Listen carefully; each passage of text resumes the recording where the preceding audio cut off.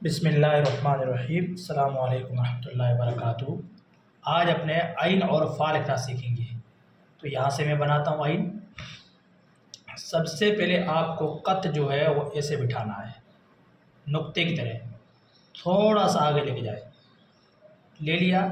अब इसको यहाँ पे लाके ऐसे रख दें। फिर यहाँ से पूरा गोल बनाने की सोचें।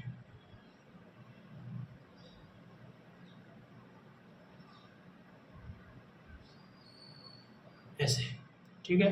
और ये जो है ये नोक के ज़रिए से ऐसे करके ऐसे बना है, ये पूरा नोक से बनेगा, ठीक है।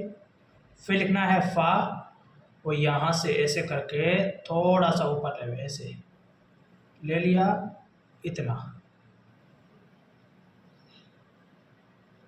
फिर यहाँ से ऐसे खींचे,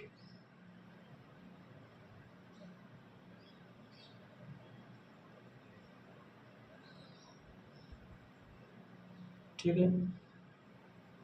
उसके बाद दूसरा वाला फ़ा लिखना है, वो यहाँ से ऐसे करके ऐसे ऊपर ले लें, इतना।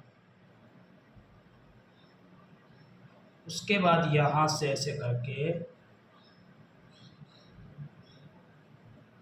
इतना बनावे, ये हो गया फ़ा, ठीक है। एक बार आइन फिर से देख लो, यहाँ से इतना, थोड़ा सा आगे, इसी आगे को पीछे, इतना।